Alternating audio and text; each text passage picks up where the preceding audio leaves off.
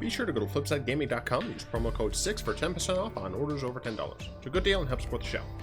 Today's video is also brought to you by the subscribe button. If you're not subscribed already, please press subscribe. If you are subscribed already, press the bell notification. And if you've done all of that, then you're number one. What is up, Planeswalkers Theoric 6? Back with some more spoilers. Today, we're looking at the recent spoilers for Ikoria, something of monsters, Lair of Behemoths. Shut up. The way I've done this in the past, and the way I'm going to continue to do this, is I'm going to be focusing on Scryfall, and particularly for this time, I'm going to try and keep them like the normal versions, and if they're in English or they've been translated with the normal versions. So as of 8 p.m. on the 2nd, this is what Scryfall has. So that's what I'm going to go over, yada yada yada. Let's see, are there any other... I'm just going to talk about cards, man. I'm just going to talk about cards. Vivien, Monsters Advocate, 5 mana for a 3 loyalty planeswalker with only 2 active abilities, but 2 passive abilities as well, which I think is quite interesting. So it looks like passive abilities are here to stay, at least in scenarios where it's not going to be egregious to keep them. I think that this card... Well, I should go over the things. You may look at the top card of your library at any time. Not really that much of a passive ability. You may cast creature spells from the top of your library. That's definitely helpful. The issue, of course, is as of right now... Fine, I'll go through the rest. +1, create a 3/3 green beast creature token. Put your choice of a vigilance counter, a reach counter, or a trample counter on it. For those of you who may not, for some reason, watch the typical spoiler stuff, this set, Ikoria, has a bunch of keyword counters. And I believe these are like all of the main keywords, like 8 or 9 or something like that. So you got like Hexproof, Flying, Trample, Haste, Vigilance, Reach, Death Touch, First Strike. I'm pretty sure I'm missing something, but it's somewhere between 8 and 10. And you're going to be able to put counters on creatures to give them keywords that they otherwise don't have. I really like Vivien's +1 here. Being able to make a creature that you need in that situation is fantastic. The Vigilance obviously is going to help if you are in like kind of a racing situation where you don't mind trading with one of their 3/3s or whatever, but you do want to be able to like keep pushing the damage while remaining vigilant on defense. Reach is just great if you're dealing with dumb flyers, and then of course Trample if you're just trying to push the last bit of damage, you can kill them. -2 when you cast your next creature spell this turn, search your library for a creature card with lesser converted mana cost, put it onto the battlefield, then shuffle your library. Now, this is a 5 mana planeswalker that comes in with 3 loyalty. That is not generally very good. But she does immediately protect herself, which is fantastic because you're almost never going, unless you're like in a green ramp deck, which now that I think about it, has a lot of tools regardless. You're going to be able to protect her pretty well, right? Having a 3/3 green creature with a reach, especially considering you playing green probably have another creature out that's big enough to protect Vivien. I think she does what she needs to do to protect herself. And then of course you have that sweet boon of being able to get 2-for-1s for your creatures.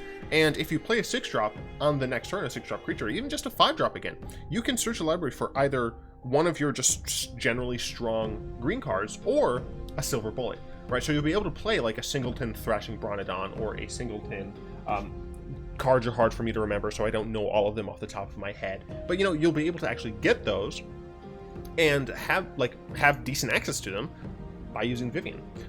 That said, the biggest issue here is Nissa exists, and Nissa is a 5 mana planeswalker that I want to say she starts off with 5 loyalty. I do not recall. She starts off with 5 loyalty, and her passive is better. Her first +1 essentially gives you a creature that has vigilance, and like a 3/3 creature that has vigilance anyway. Obviously it uses up one of your lands. Her -8 I think is less valuable, but Vivien can't really compete with Nissa right now, period. And War of the Spark is going to be in standard for a little while still. Is War of the Spark the oldest set now? Oh, I get it is because we got Throne of Eldraine.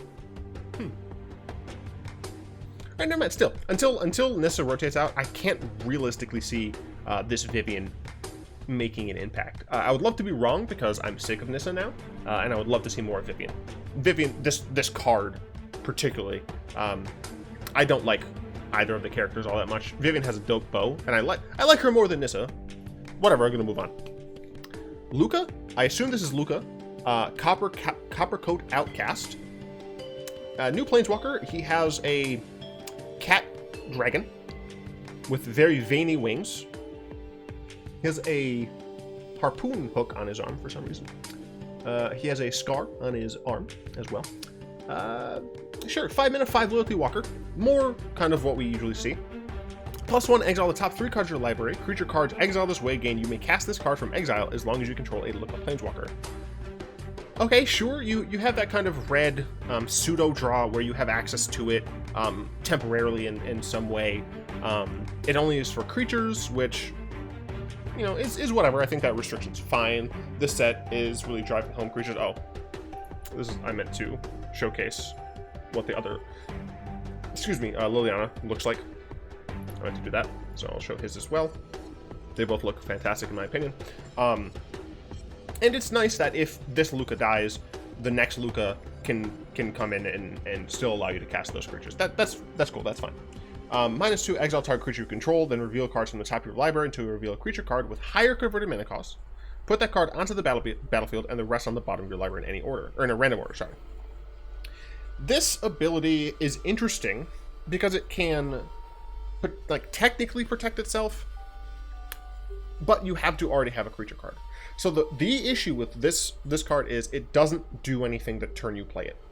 It might upgrade your creature, but you did already have a creature, and you have to really build your deck in such a way that you can take maximum advantage of the -2. And for that reason alone, I don't see this card really doing anything super interesting. Obviously, like, you can try and make a really interesting chain, but like, you sack a 3-drop, you can get a 7-drop, or you can get a 5-drop.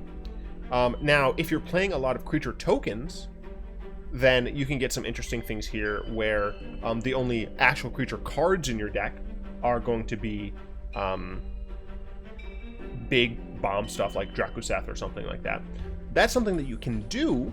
However, it means that you're not going to be able to take advantage of his +1, and his -1 is potentially going to be worse if the majority of your creatures are tokens. So I think building around the -2 is something that is reasonable, and I think that that's kind of the most likely place that this card is going to see play, because otherwise I think the deck building restrictions doesn't work right, and I could be super wrong. -7, each creature you control deals damage equal to its power to each opponent. That seems pretty damn good, especially in a context like EDH. Do I think this is better in EDH? Yeah. I think in like a red-green, or a red-X, really. I don't think you're playing this in mono-red. I can't really think of a time. What? Dragon decks, I guess? But then, like, what things are you sacking? I guess you often make goblin tokens. Yeah, I don't know. This card's like, whatever. Karuga. Oh, okay, that's the one it is. Karuga the Macro Sage. Allow me to take a swig. Yum. 3 Simic for a Dinosaur Hippo, 5/4. And introducing a new mechanic. Companion. Your starting deck contains only cards with converted mana cost 3 or greater. If this card is your chosen companion, you may cast it once from outside the game. In casual situations, outside the game means outside the game. In EDH, according to the rules committee, even though technically EDH doesn't use sideboard rules, naturally, you can use companion cards. There is one that is banned that we will get to. Yes, already banned, hasn't been released. And according to the Canadian Highlander people on the council, they don't use sideboards. You are not able to use this card in Canadian Highlander, which, for what it's worth, I think it's fair, and I frankly don't think these cards should necessarily be playable in the sideboards of EDH, unless your group, like your entire group, is like, yeah, sideboards are okay, wishboards are okay.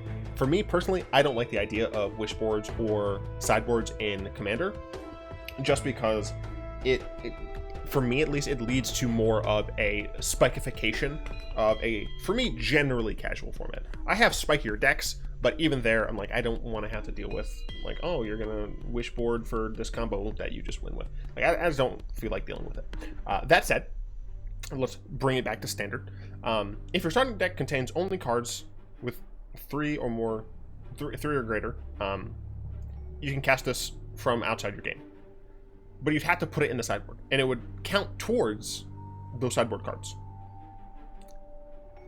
Notably, this says your starting deck. I am not sure. No, nothing has come up yet. I'm not sure, but I suspect that this means the deck that you have in game 1. I very well could be wrong about that, but my because it says that, yeah, I'm not sure. I'd be interested to see if starting deck means the deck you start out with the beginning of a match, or if it's just what your deck is right before, you know, you draw your opening 7 or whatever. Regardless, what do you get for that deck building restriction? Frankly, that's a pretty strong restriction. You can no longer play things like Arboreal Razor. You can't play things like Krasis. You know, X cost cards. If they're not being on the stack, the X is 0. So Krasis, Growth Spiral, things like that, you can't cast them. Which means you're doing nothing on turns 1 and 2. Guaranteed. Not great against mono red aggro. Just saying. So what do you get? You get a 5/4 that you cast from outside the game. When it enters the battlefield, you draw a card for each other permanent you control with converted mana cost 3 or greater. I mean, that's okay. But why would you not just play Hydro Krasis in the main deck? Obviously, Hydro Krasis is going to go away at some point, but I cannot fathom a world without some sort of red-based aggressive deck. It doesn't have to be red-based, black-based aggressive deck. I can't fathom a world where you're going to want to purposefully not ever have any turn 1 or turn 2 plays. If the sideboard situation is such that that you can have things that are cheaper, maybe, but even then, you are still removing a sideboard option in order to play a card which you get to cast, you know, like once. Like, it gets cast normally. It doesn't like go to the command zone or anything like that. You just cast it. I do not see a world in which this card is like actively good. In Commander, right? I think this is totally fine as one of the 99 or even the Commander. You know, just being able to draw a bunch of things for just for having this card enter. I think that's totally fine. I don't think it should be in sideboards in Commander, and I don't see it in everywhere else. We have like one other pangolin or something. I love pangolins. Pangolins are critically, I don't know if they're critically endangered, but they have some issues because people poach them for their scales. It's messed up. Leave pangolins alone. They're fucking adorable. They're the cutest things. They like walk. It's adorable. Whatever. It's a 3 mana 1/5. It's a decent blocker unlimited. Let's move on. Well, it's a nightmare for what it's worth. Really cool, like creature types in Ikoria. Then we move on to a cat. Great art, but it's just like a cat. It's cool that they have horns, especially like gazelle horns or some nonsense. But 4 mana 3/4, right there beats the Pillarfield Ox test. Whenever this creature mutates, what does mutate mean, Theorix? Mutate. If you cast a spell for its mutate cost, put it over or under target non-human creature you own. Humans apparently cannot mutate. They mutate into the creature on top plus all abilities from under it. So, we're going to use a super simple example. Huntmaster Liger and the Pangolin. So, keep in mind, this is a 1/5 with no abilities. Alright? Okay. If I have the Pangolin out, I'm gonna grab these. Alright.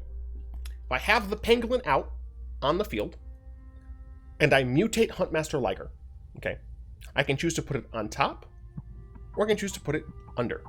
Right? If I put it on top, if I put the Huntmaster Liger on top, then the Huntmaster Liger is a 3/4 with this whenever it mutates ability. If I put it under the Pangolin, it's a 1/5 with whatever this mutate ability is. The creature on top determines the power and toughness,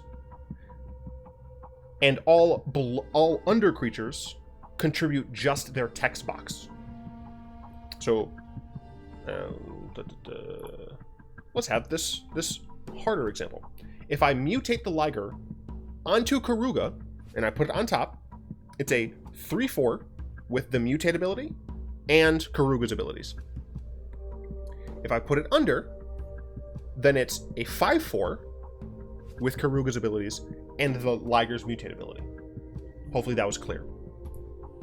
Now, you might be saying, this seems very similar to Bestow. This seems relatively similar to Augment from the Unsets, and you'd be correct. This works similarly to Bestow in one way and different in another way. Just like Bestow, if you are mutating this onto a card, let's go back to the Pangolin, and your opponent in response decides to cast down the Pangolin. Right, Pangolin dies. The Liger will just enter the battlefield as a creature. You won't get the mutate ability because it didn't actually mutate. The mutate ability didn't resolve, but you still get the Tiger. However, if it does successfully mutate and the Pangolin or the Liger, whichever one you decide to put on top, dies, both creatures go to the graveyard because they're treated as one entity at that point. So it's similar in some ways, different in others. Anyway, what happens when you successfully mutate? Other creatures you control get +X/+X until end of turn, where X is the number of times this creature's mutated. Which is weird, because this means you want to go wide, but also tall. I don't know. It might be good. This is like a limited card. I don't know anything about it. Bruh. First of all, we show this cool thing. And then we show this cool thing. They're doing things with Toho, where they're essentially like, these are normal cards, like these are tournament legal, you can play them, and they have like the legal name under it. It's essentially just flavor. You get to play as King Ghidorah. I don't know if King Ghidorah would be Teamer. I suspect that Ghidorah might be black. Ghidorah might be Grixis. Regardless, Illuna, Apex of Wishes. This is a beast. Okay. Elemental. Okay. Dinosaur. Sure. That's fine. 5 mana for a 6/6 flying trample. That's not bad. Mutate. 3 Gruul, blue. Whenever this creature mutates, exile cards from the top of your library until you exile a non-land permanent card. Put that card onto the battlefield or into your hand. So you get to choose if you want to put it into your hand or on the battlefield. Now, you might be saying to yourself, how does this work if you have like multiple stacks? So let's go back to the Pangolin example, shall we? So now, right now, we have a Pangolin under a Liger. So we have a 3/4 with the Pangolin's no abilities, whatever, and the Liger's mutate ability. Now we have a Luna. We're gonna go ahead and mutate a Luna on top of the Liger, right? So now we have a 6/6 flying trample. Whenever this creature mutates, exile cards, yada yada yada. And whenever this creature mutates, your other creatures get +X/+X, where X is the number of times it's mutated. And fun fact, this is the second time this thing is mutated, so your creature will get +2/+2. Hopefully that makes sense.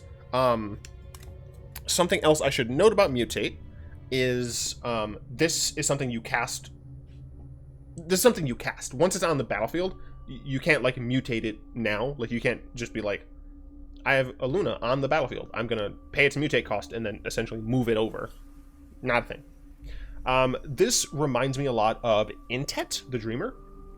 And in general, I think this is really cool. I really like these random-esque mechanics in EDH.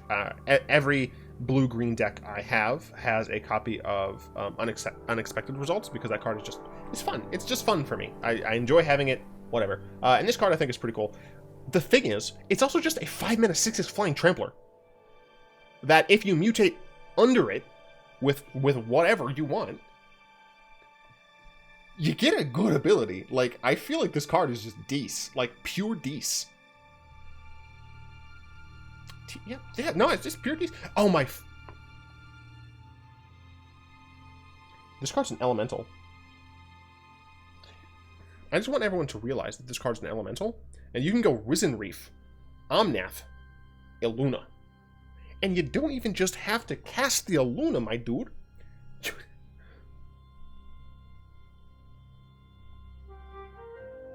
One thing I don't know. Oh, I'm very afraid now. I think if you mutate a creature on top or bottom, as long as one of those creatures has been in play since the beginning of your turn, I think you can attack with it. So if you have an Omnath, let's say that has, I don't know, 1 or 2 +1/+1 counters on it, because fun fact, the +1/+1 counters stay on there because it's the same entity. You put a Luna on top of it, and then you can immediately attack. I'm scared. This is fucking elemental? Wizards is just mental. I think that's fine. Luminous Broodmoth. It's Mothra. She's cute. No, this card's freaking sweet. 4 mana, 3/4 flyer. Whenever a creature you control without flying dies, return to the battlefield under its owner's control with a flying counter. That is crisp. I don't know where this could go, but I absolutely love the style of card. I'm going to be trying it in my mono white EDH deck just because it's like board wipes, don't care. I'm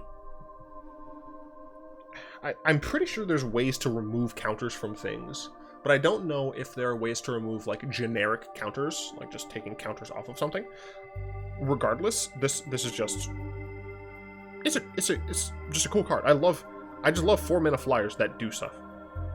Also, this is redonkulous and limited. If you have this card, play this card. 4 mana 3/4 flyer alone is good, making it so all of your other creatures without flying come back better. It's crisp.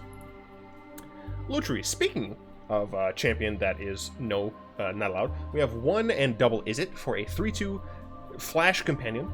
Each non-land card in your starting deck has a different name. Fun fact, those are just the rules to Commander. Okay. Flash, when Lutri the Spell Chaser enters the battlefield, if you cast it, copy target instant or sorcery spell you control. You may choose him from for the copy. Insta-banned. It is not allowed for play in Commander. For what it's worth, the Rules Committee decided, for some reason, that it even says banned here. It's not even out. It's not even out, and it's just banned. Oh, I love it so much. That like they're not doing zone bans anymore, so like technically this should only be banned like from being used in a sideboard situation, like just in there.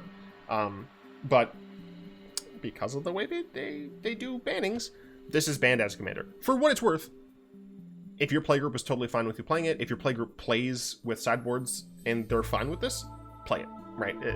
No one's going to stop you. The only thing is, if you come up to a pod that's like, no, we'd rather you not play with that, we really want to stick to what the Rules Committee says, then make sure you have a different commander that you might be able to use that's not in the 99, or if it is in the 99, you have something to replace it, etc., etc. So just be aware of that. It's technically banned, but whatever. Pestrum is getting reprinted, and this is just hilarious. Tongues out, it's great.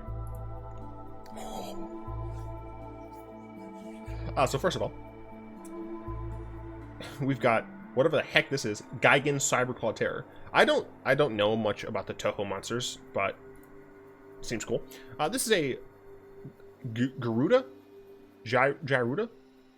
Luda? Doom of the Depths. 4 double Dimir for a 6/6 Demon Kraken. Oh yeah. At first I was like, why is it doesn't seem demony. Like, it seems evil, but then I looked closer at this art. It's just a bunch of eyes and mouths. It's horrifying. Your starting deck contains only cards with even converted mana cost. Well, for me at least, that rules out a lot of things. Especially considering there's, a lot of demons in Standard that aren't even. But what's awesome about this is when it enters the battlefield, each player puts the top 4 cards of their library into the graveyard, put a creature card with an even converted mana cost from among those cards onto the battlefield under your control. If nothing else, it just mills. Unfortunately, it only includes the cards that you milled over, and if you're only playing, a 1v1, this is only 8 cards. The chances of you missing, I think, is pretty high, even if you build your deck around this ability. The only thing I care about, frankly, like, I don't know if this card's going to be any good in standard, even in like tier 2 decks or whatever. Brawl seems super fun, and I'm putting this in my Rexiel Lovecraftian deck because this is Lovecraftian to a T.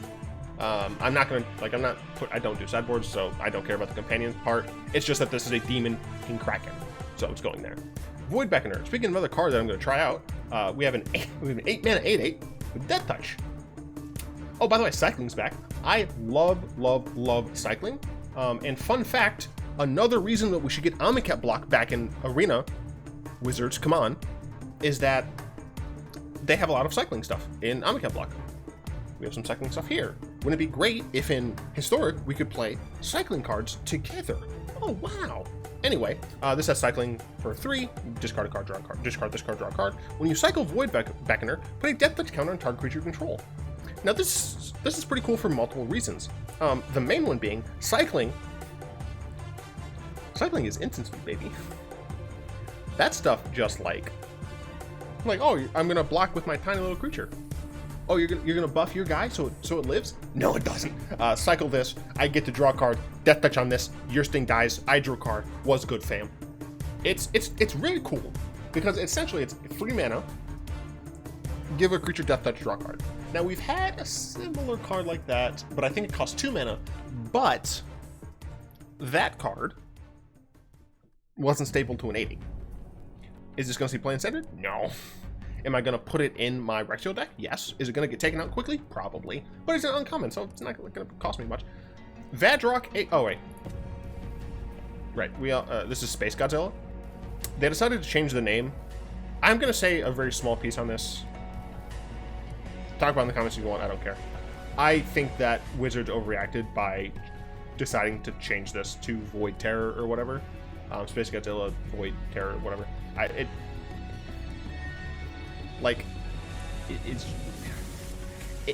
I don't like when people overgeneralize things. So when this whole stuff happened,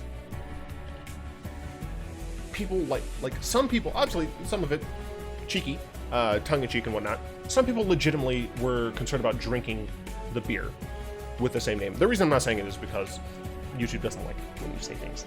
But I think Wizards changing this is kind of dumb. But that's all I'm going to say about it. Vadrock Apex of Thunder. Once again, Elemental. Dinosaur Cat. Okay, then. We've got more cat-looking Vadrock. And then we have Rodan, Titan of Winged Fury. Here's Rodan. This is a 3-mana 3/3 with flying and first strike. That's just not bad.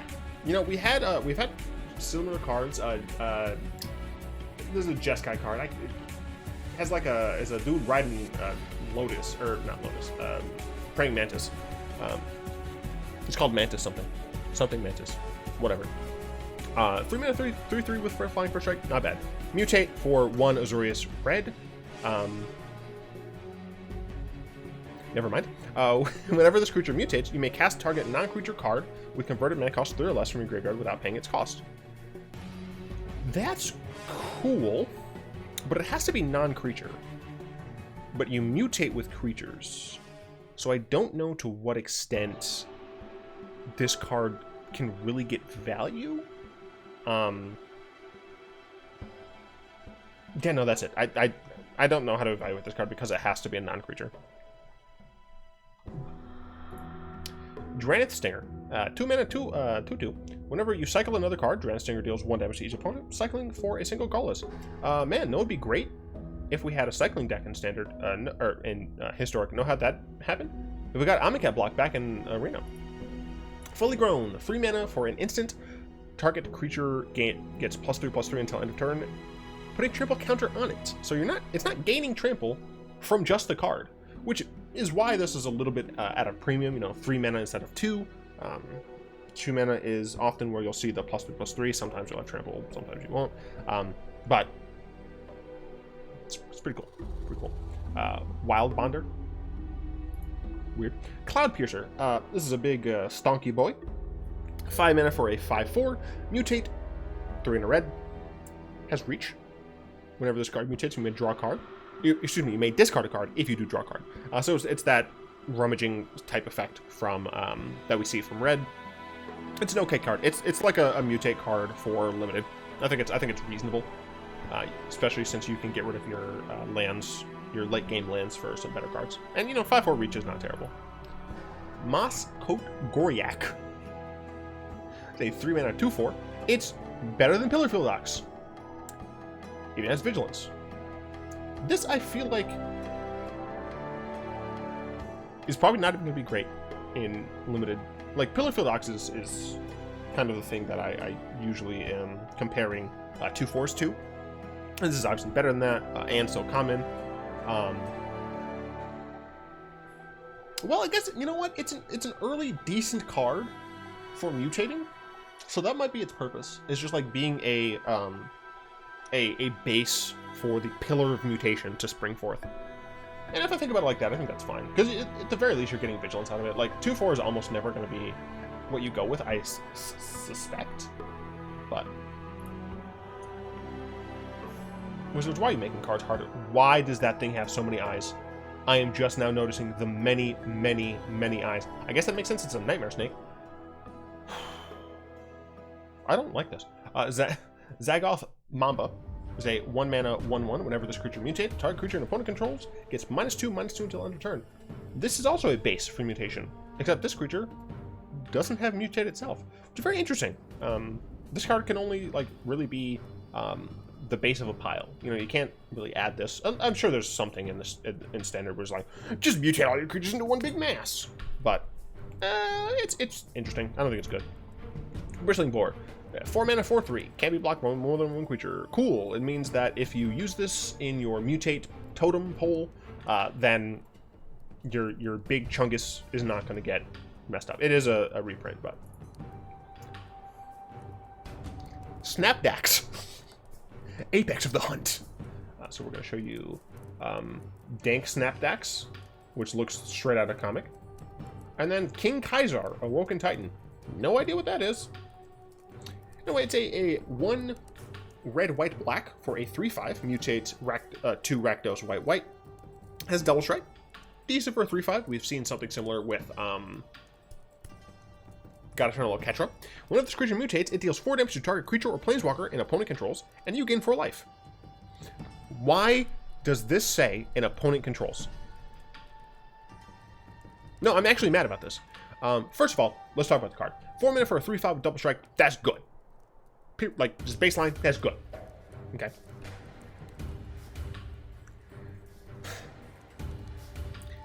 Because this creature specifies a creature or planeswalker an opponent controls, you essentially are unable to gain life against a mono red deck in a pinch. One of the reasons I really like Enter the God Eternals is because you can pick one of your own creatures, which means that even if your opponent has no creatures and you're at 2 life, you can gain life and therefore not die to Lightning Strike. Can't do it with this card, and it bothers me that you're not allowed to target your own things anymore. What the hell? I want to target my own things. Sometimes it's advantageous for me to hit my own things. Let me do it, Wizards. Stop. I think the card's good, though. Umori the Collector, 2 Golgari for a 4/5. 4 mana for a 4/5. Not bad. Companion, each non-land card in your starting deck shares a card type. Okay. As enters the battlefield, choose a card type. Spells you cast of the chosen type cost 1 less. Card types are like creatures, lands. Well, this says non-lands, but whatever. Creatures, instant sorceries, enchantments, artifacts, planeswalkers. Is that it? Tribal, I think, is also technically a type. Yeah. Regardless, it doesn't really matter. I don't see this. The thing is, I see this card being Deece, just in standard, right? This is 4 mana for a 4/5 that just lets you cast things a little cheaper. That's strong. I don't see in standard you doing its companion thing. No, unless they're decent token creators for sorceries, I could see that. I don't think there's good enough range of planeswalkers that would make this viable. But I think just generally speaking, as a card in Standard, just in the main deck, I think this is probably fine. Yeah. Poliwag Symbiote. Wait, did you have a thing? No. This is Baby Godzilla. I don't like his knees. His knees just look like toys, and it freaks me out. I don't like its knees. I don't know why its knees look like that.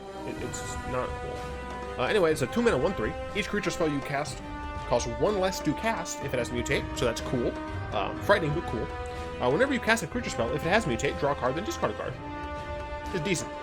It is limited, good Mutate card. Essence Scatter is back, baby. Also has fantastic Seb art. Oh, it's so good. Anyway. Grim Dancer. This card feels super strong to me. 1 dub black for a 3/3. Grim Dancer enters the battlefield with your choice of 2 different counters. Menace, Death Touch, Lifelink. This seems real decent. Obviously, you don't have the option of flying, so it's no Nighthawk. But it just feels so strong because of the number of options that you have. It also looks so horrifying.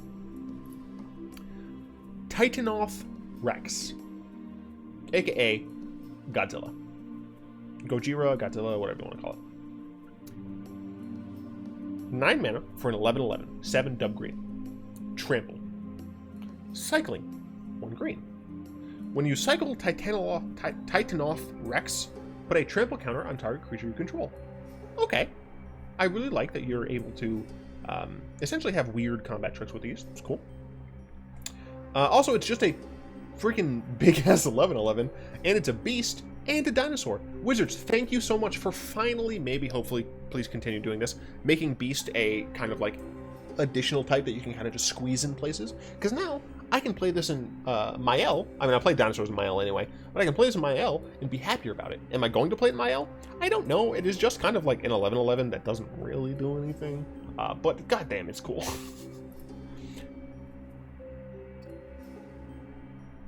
Brokos. Oko is Brokos. Apex of Forever. We got Big Tree Man. We also have BioQuartz Space Godzilla. His knees. I don't like his knees. He has thick thighs and weird knees, dude. Anyway, 5 mana 6/6.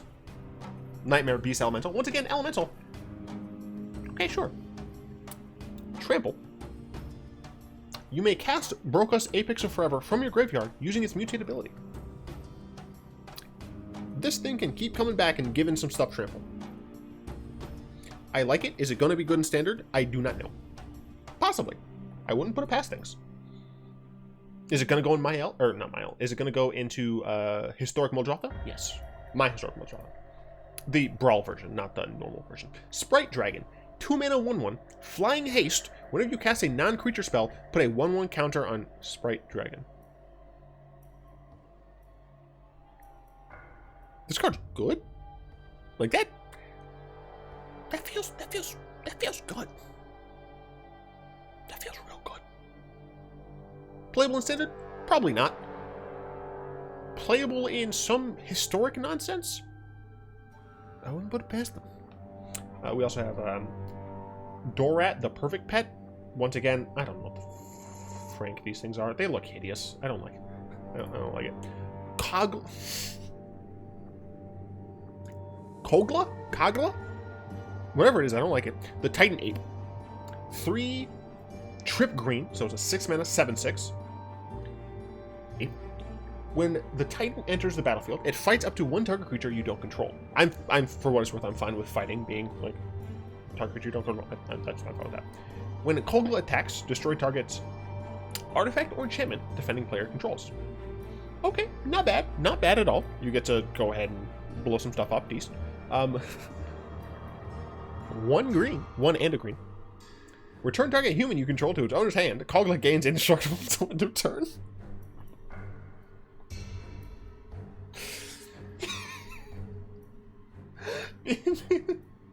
because you're saving your love interest, you get indestructible. Fucking King Kong. I do love and appreciate that they're like really diving into the kaiju thing. I will be upset if there's not a Jaeger, if there's not just like a big mech, like besides the Godzilla stuff. Like I want to see freaking Big O. Anybody watch Big O? I'm very curious. Let me know in the comments below if you watched Big O. I actually like haven't, because that was on when I was younger, so I was never able to like actually catch it sequentially and stuff. So I need to actually go back and watch Big O, because I remember being awesome, and I've never really been a big fan of mech anime. Although I haven't actually watched NGE. I watched a little bit of Eureka 7. Eureka 7. I don't know why I used to call it Eureka. And a little bit of Code Geass. And I've heard great things about all of those, so I need to watch them at some point. But I don't have any time. Anyway, that's the video, I guess. I hope you liked it. Shout out to my patrons, especially Zen, for continued support. Like to join them and support the show, you'll find links down in the description. Yeah, as I said, I hope you've enjoyed this video. If you did, tap that like button, add subscription to your mana pool, cast a comment section down below, pass the turn of the video to some of your friends. Let me know which of these cards you're most excited about. And until next time, I will be one.